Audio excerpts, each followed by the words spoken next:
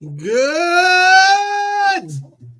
day, paranormal community, and thank you for partaking in another episode of the Odyssey Files. I'm your host, Michael O'Neill, still on sabbatical, we'll call it, is Mr. David Sawyering, but filling in today and probably for the next week or two is the great Anthony Hernandez.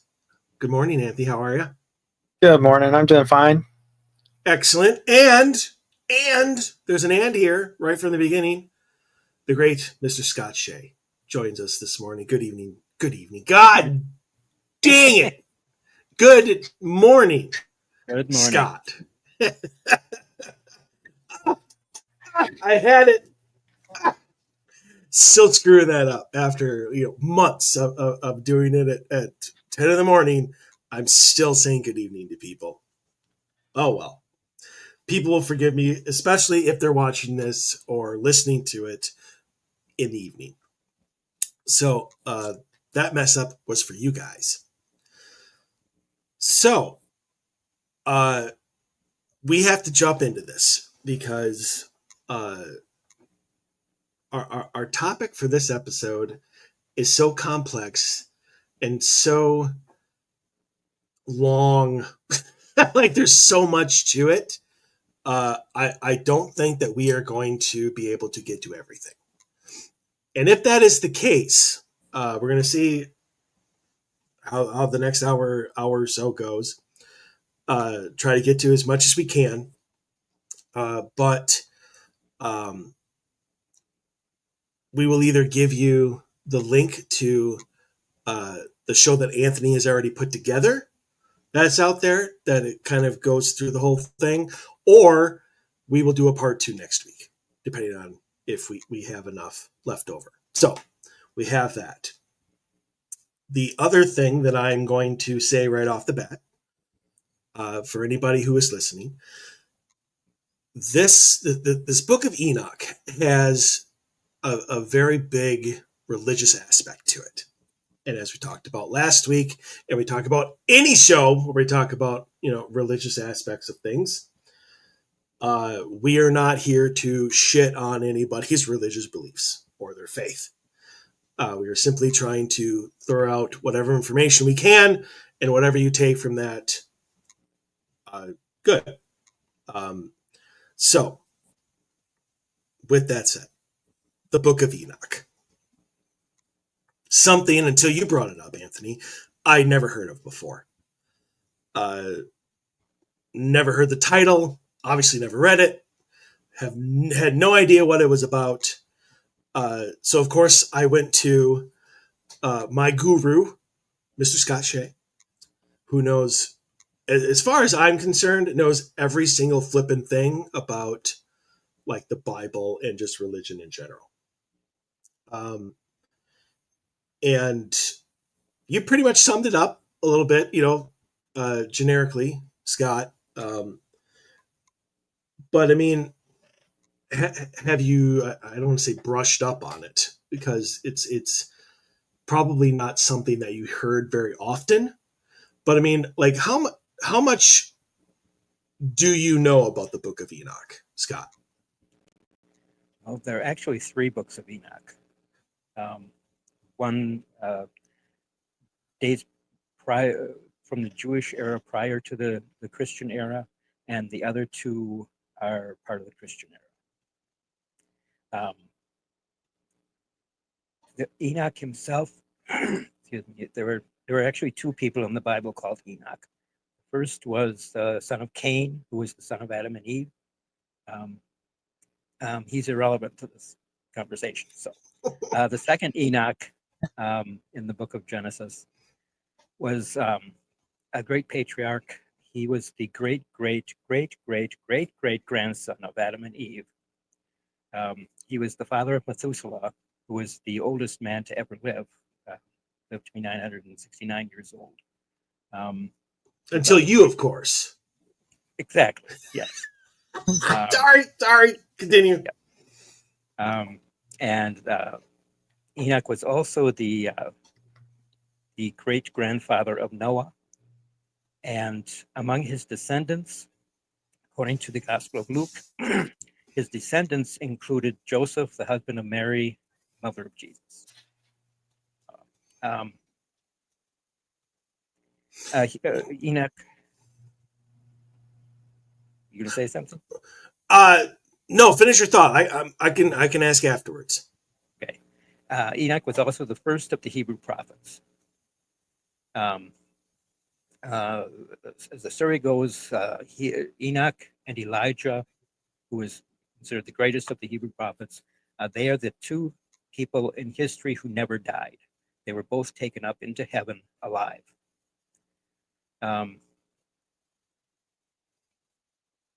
Interesting. According to, go ahead.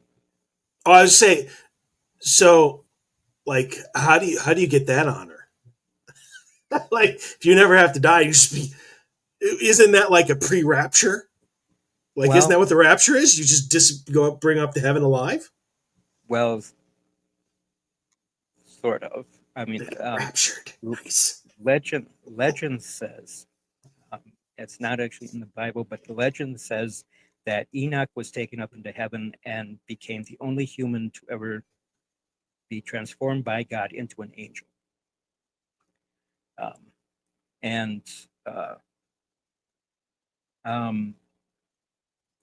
All of Enoch and Elijah are believed in Christian prophecies, like the Book of Revelation or the Apocalypse. They are prophesied to be the prophets who will return to in modern history to stand against the Antichrist at the time of Armageddon, before the end of the world. So they are still living because they are going to be coming back.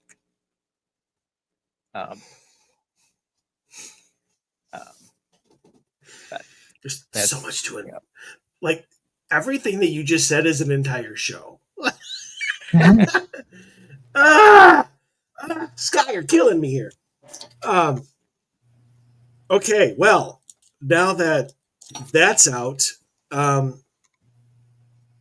okay, so here's the question I was going to ask before, and Anthony, you can jump in here as well, because obviously Okay. you've done a ton of research, because this is what came. So Noah, because he's part of the story, he's like the middle part of the Enoch story. Is what'd you say? He's the great grandson. He's the great grandson of Enoch. Great grandson, just the one great. Yeah. Do either of you think that that's why he was chosen to build the ark? Well, I think he was a righteous person, which is why he was chosen. Because that later on in the book, or later on in Enoch, it talks about God as part of our punishment, limiting human life to 120 years. Also, so. Which we like barely ever even reach still. So yeah. we're coming up a little short on that one as well. So neither one of you believe lineage had anything to do with this? I think it's more about the person he was and how he acted, not being a righteous person, is why I think he was picked. Yeah, I would agree with that. But I think it was, in a manner of speaking, preordained that he would be the person to do that. But I understand. Okay, well, it's a disappointing answer, but okay.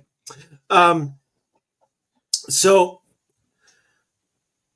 first, before we move off of just who Enoch was, Anthony, do you have anything that you would like to add to kind of who Enoch was? Not that I can think of, because he kind of touched on all the major aspects of it. He does that a lot, actually. Which is why I was glad to have you come on with me. So, but Mike, you realize that this Enoch that I've talked about is not the real author of the books of Enoch. Yeah. Shocker. because God is not the original author of the Bible as we know it right now either. So, it seems to be that regardless of what book is being written, the person that's attributed to it is not the author. Well, the books of Enoch are part of what's called the pseudepigrapha. That's a number of books that were written by people who are really unknown or insignificant, but they signed somebody else's name to their work to make it look important and to get people to read it. Which was a thing back then. So even with Plato and Aristotle and then their students and stuff would sign things and say it was them that did it. Right. So the books of Enoch were written like a couple of thousand years after the time of Enoch. I see. So they're biographies, not autobiographies. They're more like fiction, actually, as both Jews and Christians consider them to be heretical works, heresy. Except for the one church. The one church kept it as canonical, though, the Ethiopian one. Yes, right. I would butcher its name if I tried to say it.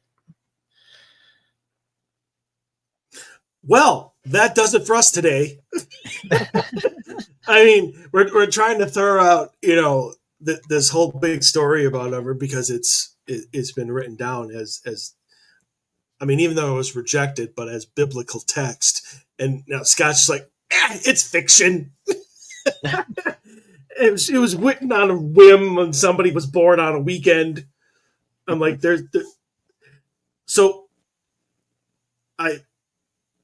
wow, now I just don't have anywhere to go. Because, so this story there were groups that believed that it was real, that actually accepted it as, maybe it's not fair to say it's fiction. It's historical fiction, maybe.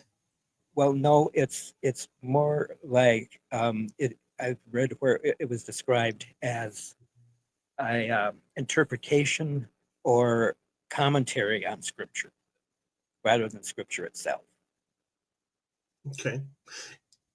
Anthony, you did all this research on it. What do you say to that claim? Do you think that that's possible?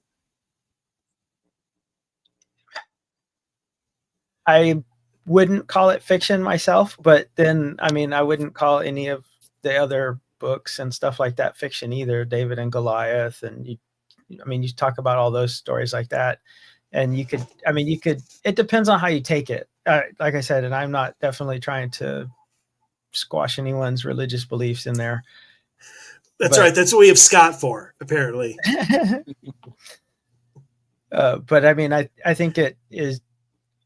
I find it interesting that one church decided to keep it, and the reason that they kept it was because they were isolated, kind of away from the deciding factors of people deciding what was going to go into and what not going into the Bible at that time.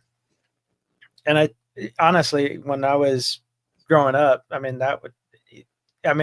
can understand now, I guess, why they didn't want it in there, but that would have been a cool story to have in the Bible and definitely would have sparked more interest in stuff like that than some of the other things that are in the Bible right now,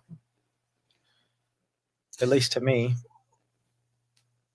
So, Scott, you said that it's considered fiction and heresy.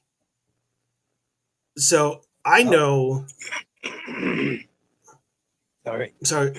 Oh, I was going to say, so after listening to Anthony's thing on it and looking at the research, like, I get why.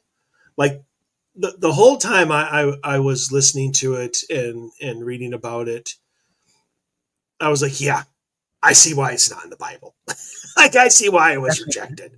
Because it really puts, the whole thing of at least the Catholic religion is that God and his angels are love, light, and perfection. And the Book of Enoch says the exact opposite, pretty much. At least for the first round of angels. Obviously, later Michael and the archangels come in and they do, God's work. But before that, the Book of Enoch says that the angels who were there to watch over the human race pretty much were seduced by their desire for human women and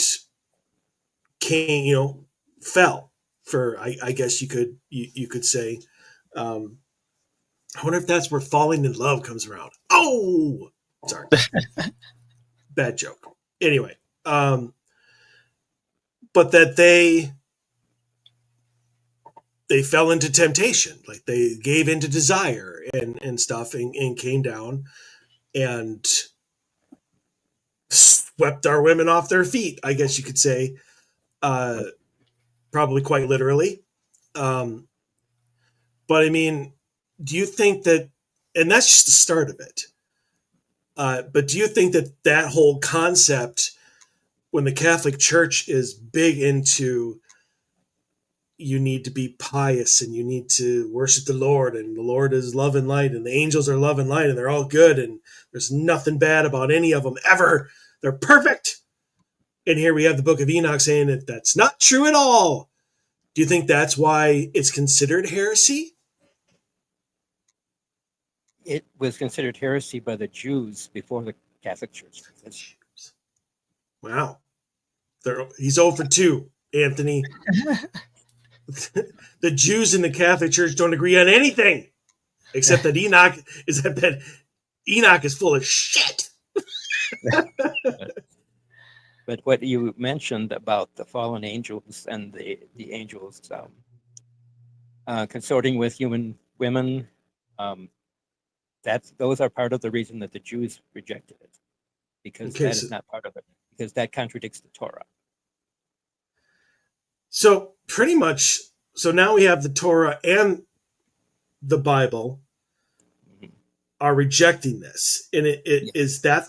But do you think that's the reason why? Is because this Book of Enoch is the counter? Like it's the Jews and the Catholic Church had their narrative, and this just f's it all up.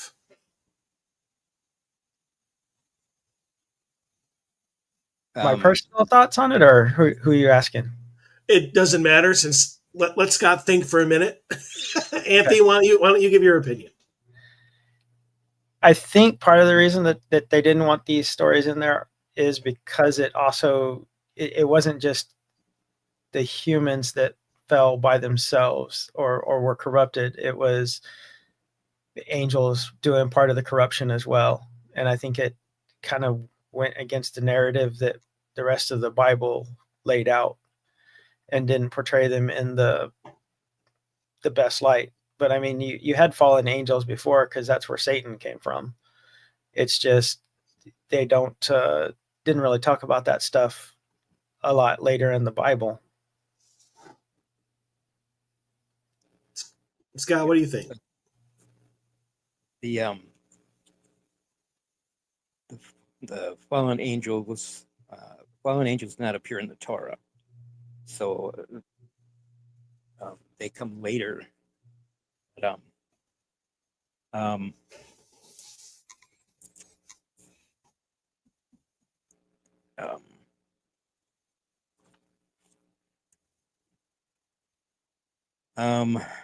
Don't worry, Scott. We have an hour of silence we could do.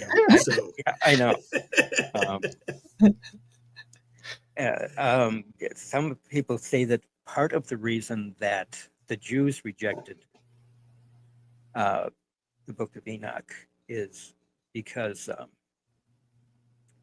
they say it was not inspired by God because of the time that it was written. It was written after the time of Malachi, who the Jews say was the last of the prophets, and Revelation stops with Malachi, divine revelation.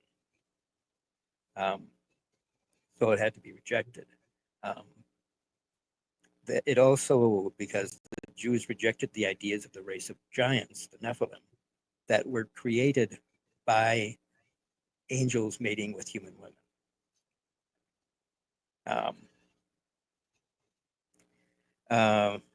See, but and I'm just curious. I thought when they talk about when the Bible goes into David and Goliath, they talk about the Nephilim, and they kind of touch briefly, even there, about where they came from.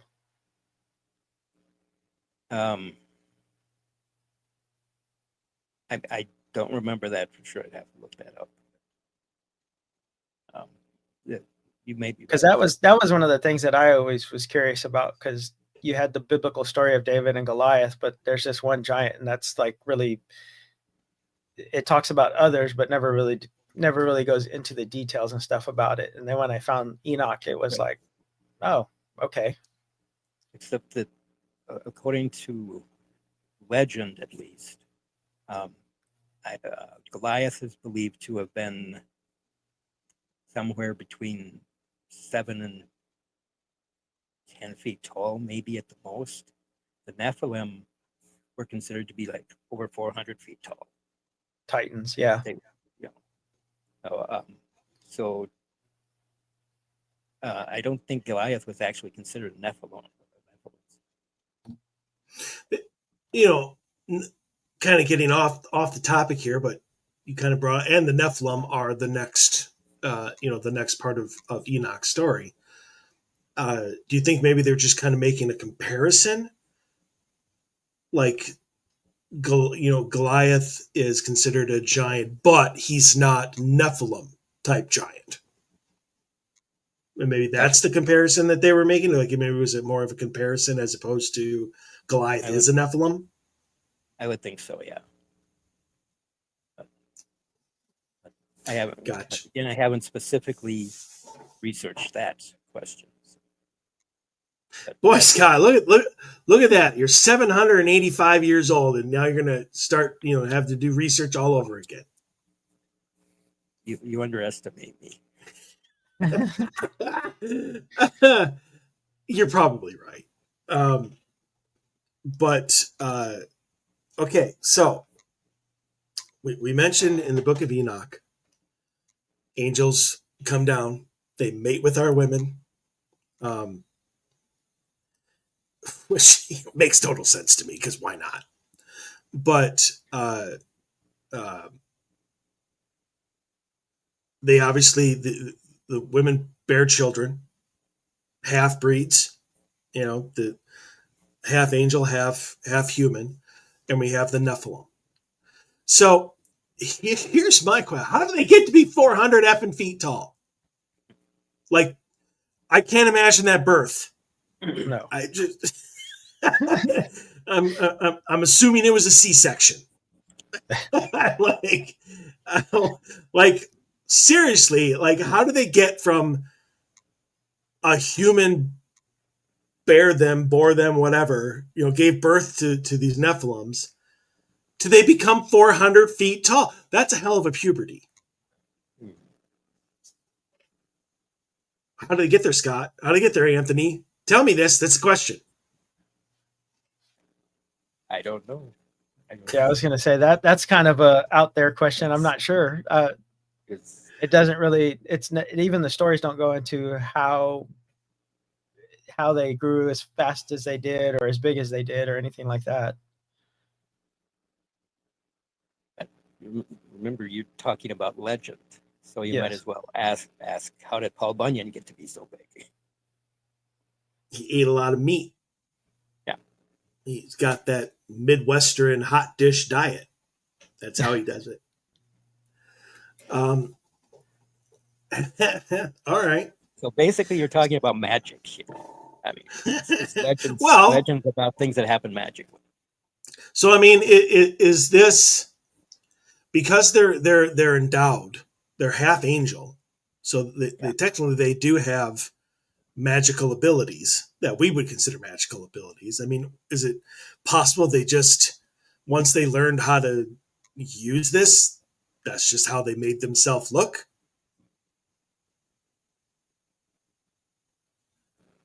I don't know. I've never met them to talk to ask them. I'm just saying is that any like erotic fiction that I read that deals with the ability to manipulate body parts, the first thing men do is they enlarge themselves in certain fashions. So, I mean, I guess I can't put it against my gender. Are Nephilims only male? No. So there No, were I was gonna female say- Nephilims as well. Mhm. Nice. So why didn't the angel? Oh, I guess I really can't say that because that would be biblical incest. I'm like, why didn't the angels take the 400-foot women? I mean, okay, we're moving off our main topic here, so let's reel it back in. So Scott, Anthony, in your research, because Anthony, listening to your show, you kind of just move into the fact that Nephilims and all of their infinite power and whatnot, all of a sudden they just turned, and they started to prey on humans and eat them, and I guess we do we consider that cannibalism, half cannibalism. Yeah.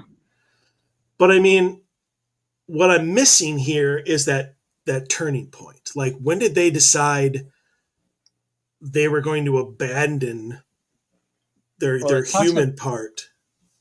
It talks about them like a plague of locusts. So I'm assuming just from the stories that they're eating up literally everything in their field. So they went through the plants, they went through the cows, they went through all the other sources of food, and then they're left with the humans. And they figured, why not? Scott, do you agree with that, or? Yeah. Makes sense. I was going to say, well, being 400 feet tall, I would assume that it would be like a land-based sperm whale, just eating hundreds of pounds of food a day. They just go for each day as a different farm filled with cows and everything, where they're just eating up. So they pretty much ate up all the resources. Yeah, they pretty much, the stories talk about them pretty much desolating the land that they go through. So, I mean, pretty much turning it into a wasteland. I see that we're trying to become Nephilims ourselves in this day and age. Okay. Well, fun times. So, see, this is moving on very quickly. All right. So, let's just recap here. We have a fictional story, not about Enoch, not written by Enoch, but written hundreds of years after Enoch, or thousands. Scott, I would say like 2000. 2,000 years after Enoch, where angels have fallen, come down, being given into temptation and desire for our human women.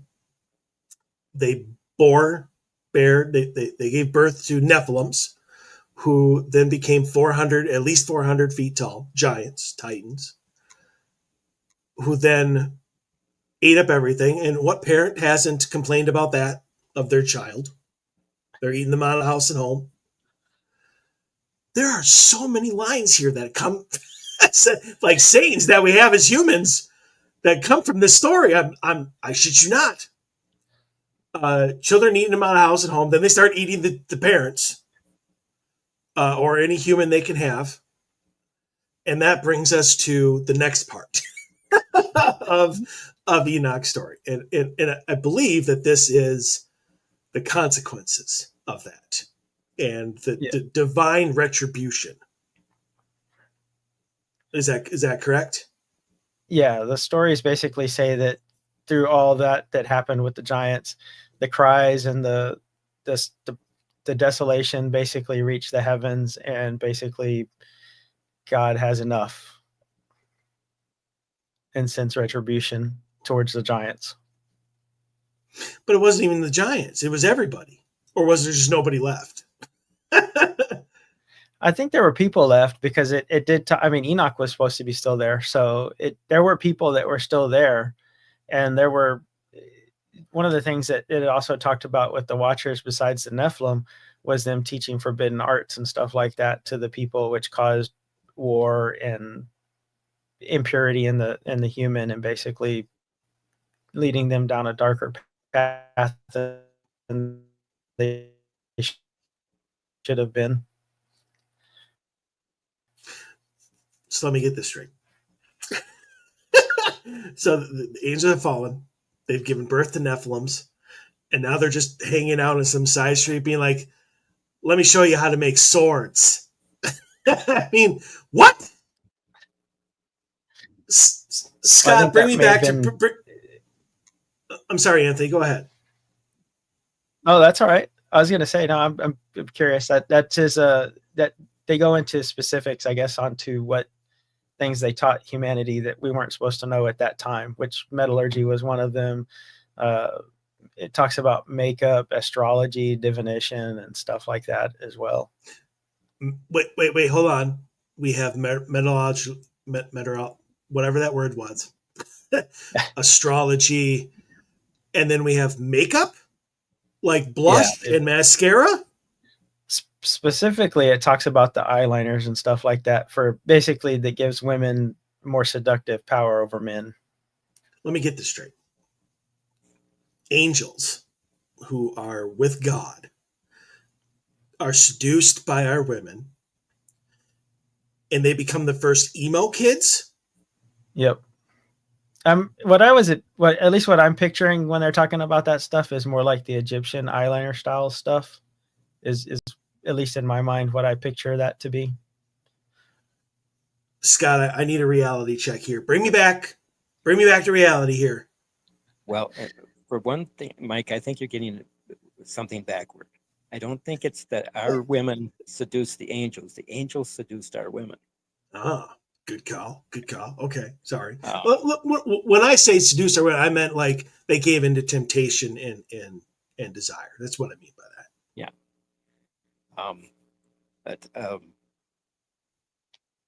And that's one of the reasons that the Jews reject the Book of Enoch, because they say that angels were not like that.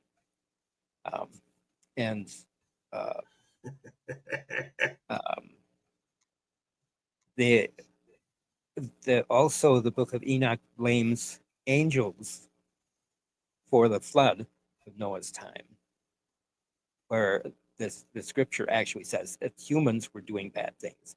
The Book of Enoch says the angels did bad things, so the humans were punished.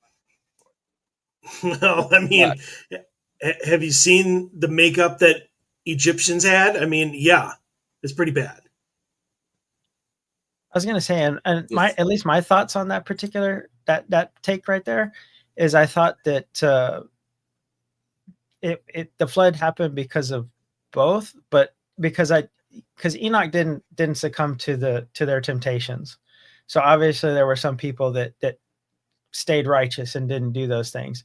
But then it talked about a lot of people getting into wars and it causing strife, and just them doing the forbidden knowledge, the forbidden things of knowledge that they weren't supposed to be. So it kind of, to me, it felt like that was why the flood kind of, that and to eventually wash what's left of the giants off the face of the earth, at least according to the stories. That may be what Enoch says, but that's not what the Bible says. Yes, and I get that. It definitely puts some shared responsibility, I guess, is the easiest way to say that, but it puts it at more than just our fault for the flood.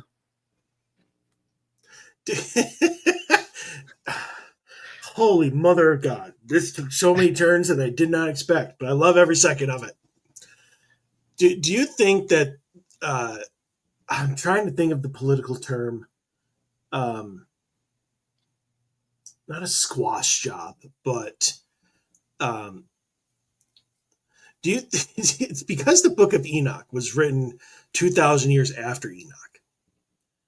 So he's not there. Really, nobody is there that would be able to uh, like go against it. Like they wouldn't be able to, like, confirm I or was deny. there.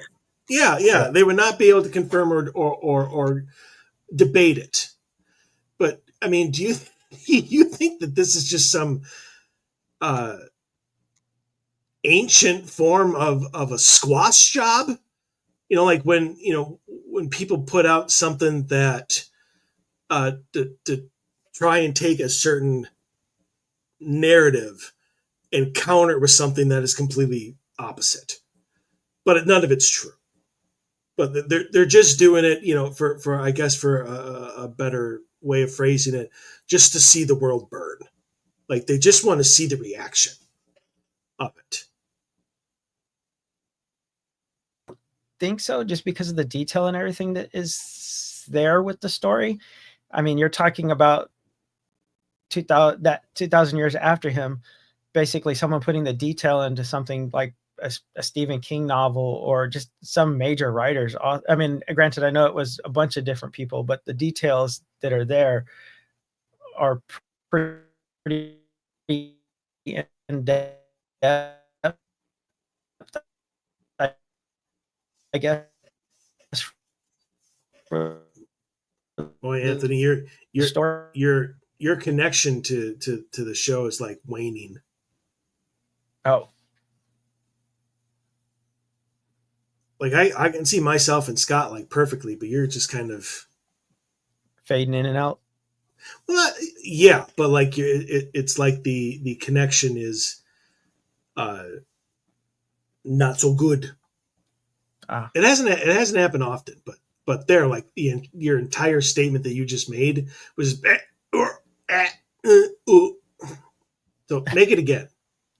okay. So basically, one of the things that make me interested in this is that there was a lot of major work that went into it for a story. I think that was a lot of effort for the time that it was written, and a lot of detail that went into it. That I mean, you're talking someone that had to have been comparable to someone like Stephen King or one of the good authors that we have around right now. I mean, because there's just so much detail and so much story to it.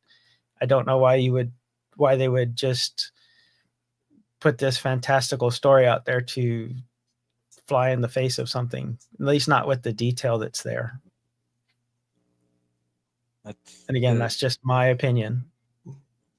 the first Book of Enoch had at least 5 authors that lived Yeah. over like a 200-year period. So it was just it was a series of books that eventually were put together into one book, and things were added as time went on. So it wasn't written all at one time, but over a couple of centuries. Okay, so before we get into the third part of this, here's my question then. So you have the Jewish people and you have Christian people, at least Catholic and whatnot, rejecting this as being fiction and heresy.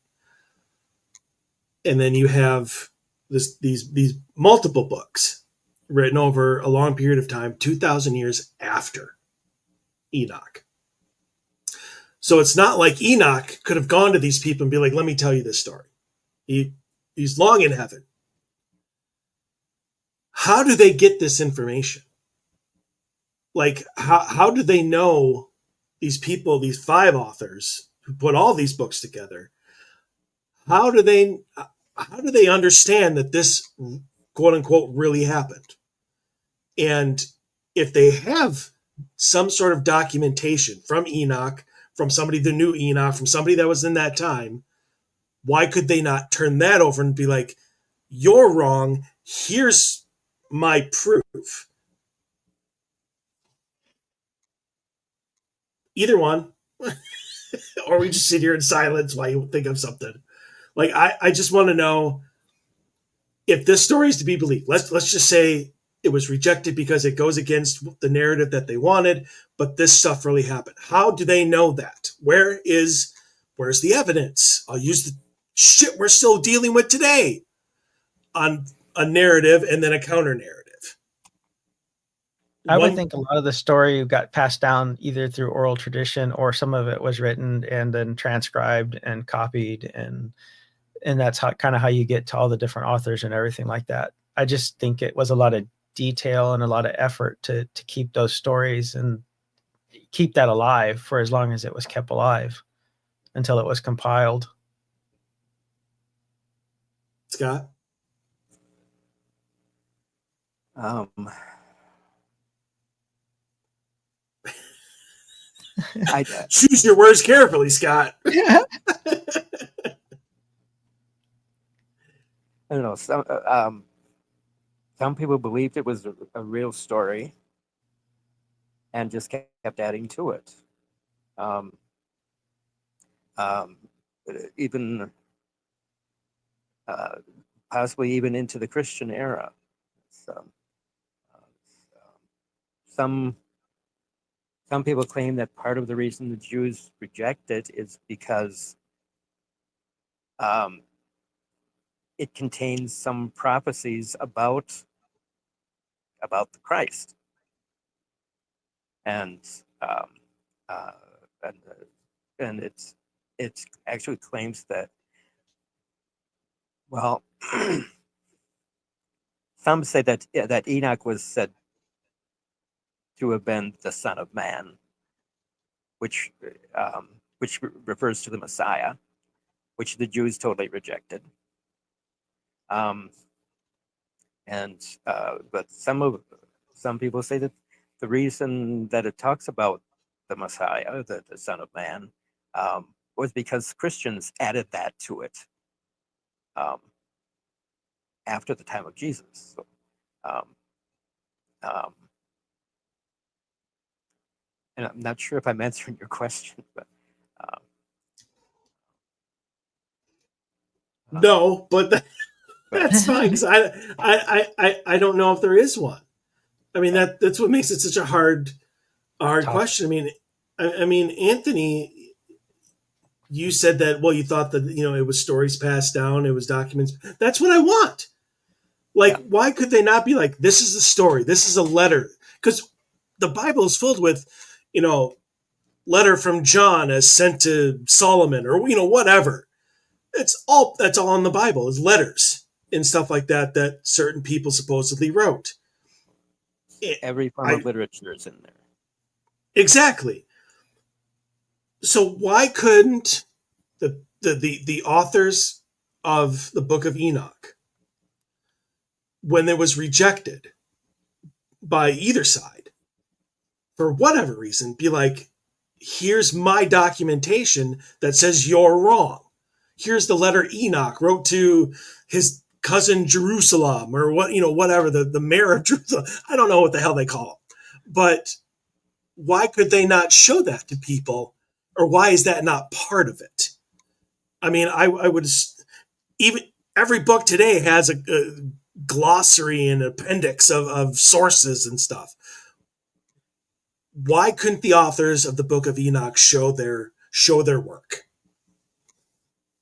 Personally, I think it was kind of dangerous for people to go against what they said was heretical back then. I mean, you could get escorted off of a cliff pretty easy for speaking things that they considered sacrilegious.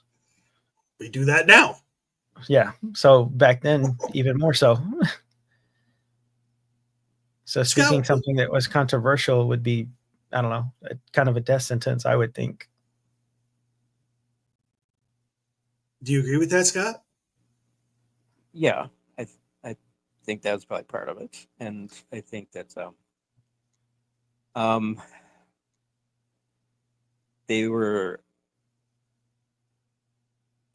people who had left the basic teachings and had beliefs of their own, and were trying to, um, uh, convince people of their beliefs. So they're assigning somebody famous's name to it, to make it sound like their beliefs were legitimate. Then they didn't present any proof because they didn't have any proof. There was just their opinion, their belief system that contradicted the mainstream belief system. So and they were trying to make themselves look legitimate. You know what's amazing is that after I don't know how many centuries, how many millennia, we're still doing that shit today. Yeah. Yeah. I like we don't learn our lesson like ever. Holy jeez. All right. So let's just move on to the next part. We're going to get through this whole thing because apparently we're just talking about, the next Stephen King novel anyway. Or the pre-Stephen King novel, I should say. So there's a part of this, and Scott, you and I, because we're both investigators, actually come into like this affects what we do. But the next part of the Book of Enoch, or maybe this was just a separate book that was put into it, talks about how the Nephilim and after God kind of did his retribution in the flood, that the Nephilim more so than the fallen angels or the Watchers, they become the origin of what we consider to be demons. Do you, I guess, get on board with that or not, Scott? I don't really know much about that side of it. Do you think it's possible? Let me rephrase that. Do you think it's possible? It's possible. Because I think that demons are not the same thing as devils. So they're two different things. So I think it could be possible that the Nephilim became demons, at least in legend. I don't actually think that the Nephilim actually existed. So. Well, I guess you have that too. All right. Well, for the rest of this conversation, let's just go on the assumption that what was written in the Book of Enoch is true, and or is true. Yeah. So, Anthony, what is your take on it? I know you did the research on it, but I don't think I've ever actually asked you, what your own personal thoughts on that aspect of things is. To me, it kind of fits. It kind of fits in there. It explains where they came from, and it's not just a fallen angel, and it's not. I mean, and it explains why their hatred for humanity, if they're basically cut off from heaven or hell, and basically can find no peace, and are basically set to roam without a physical body in a state of consistent hunger and just anger and being frustrated all the time. I mean, that's a pretty good reason to hate humanity. Except we didn't do it. We didn't make them. But they blame us. Well, apparently they're stupid. So, but Scott, I mean, it would explain one thing for me. It would explain how they have the powers that they do. I mean, because any person that has had a demonic encounter, like an actual demonic encounter, have experienced shit that is just not physically possible. I mean, you leave a room and you come back 30 seconds later and like all the furniture is like stacked to the ceiling. I mean, like you're dealing with some heavy, the ability to, possess somebody, to have power over them. It's always baffled me as to how these I don't want to say creatures, but how these entities or whatever have so much power to them. And if they were at some point half angel, I guess that would explain at least some of it. Well, if I think that we would have much the same, we would have some of those abilities ourselves if we knew how to use them. Well, As demons are creatures of energy, so are we. mhm. We are creatures of light and energy that that we possess a body. Okay? Our body does not have a soul. Our soul has a body. Um, so we are beings of light. Demons are beings of darkness. They have, I mean, it's basically psychokinetic energy. Mhm. But they know how to use it. We don't. Um, so if they're stacking furniture, it's that they're using their psychokinetic energy to do that. We could probably do that if we knew how. Mhm. Well, I mean, technically, that's what a poltergeist is. Mm-hmm. Right. You know, I mean, not to that level, but it probably could be. Mm-hmm.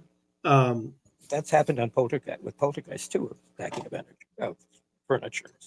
oh, exactly. Or, you know, maybe not even that, but I mean, like the when you walk out of a kitchen and then you walk back in and all the cupboard doors are open.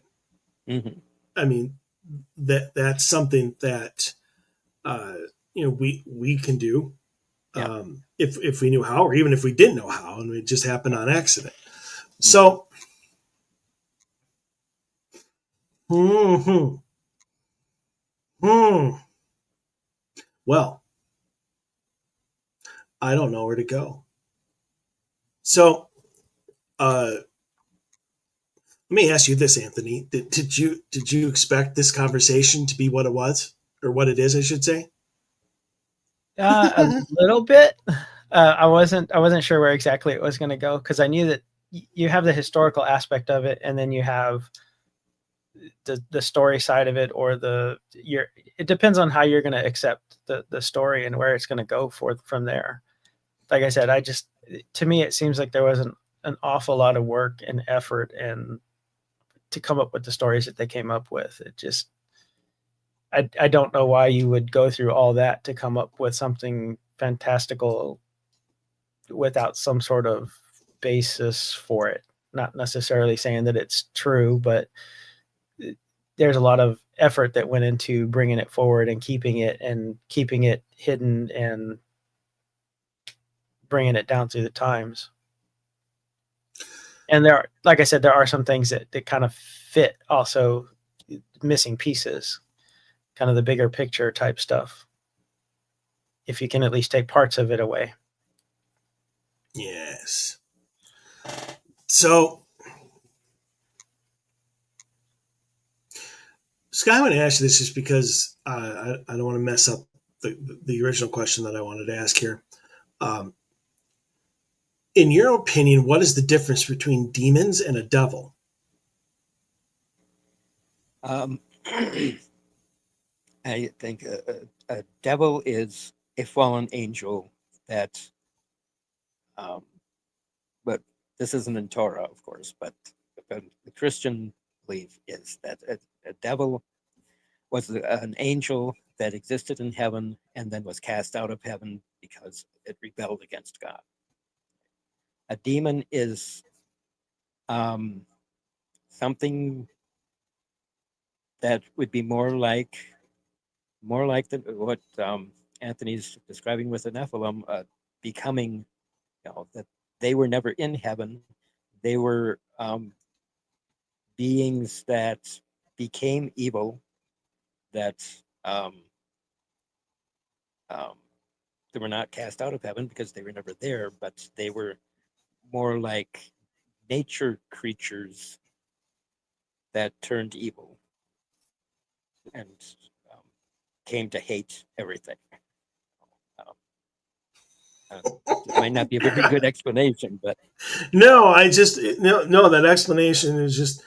I mean, we're talking about, you know, in my head, all I'm seeing is, you know, these fallen watchers, these fallen angels, are like completely emo, and now they have teenagers who want to eat everything and they hate everything, and just like it just puts such a juvenile take on what billions of people believe in over the entire earth and over like centuries. And honestly, I can't find any more humor in it. Like, I love every second of it. Just okay. Final question. I'm sorry. Go ahead. Other theologians may have a different explanation for it, but that's the way I see it. And that's good enough for me. Yeah. Always. But and now I lost my question. It was a good question too. A good final question. Here we go. I think this is what it was. Pretty sure. Why do you think it was written? Whether it's fake, whether it's not, it's 2,000 years after Enoch existed. I'm assuming the Bible is out at that point in time. You know, why was it written, in your opinions? Either one can go first. Well, I think maybe it was written because there was a certain cult of believers who believed in these things, and they were writing their commentary on mainstream scripture and giving their interpretation of it, saying this is what we believe about the scripture, even though it deviates from the mainstream. Okay. Yeah. So it was their interpretation of what the scripture said. Okay, Anthony. I think there may have been elements of truth to it, which is, like I said, why that one church kept it as canonical the whole time, which kind of goes it. But the reason that they, or at least as far as I can tell, the reason that they kept it is because they were cut off from everyone else, so no one to. I don't know how much cultish type thing I would put there, as more of just tradition and stories and stuff that carried on and carried down through the times. Maybe I should have said sect rather than cult. Yes, sect would be a better one. Yeah, the Cult of Enoch would have been a better book.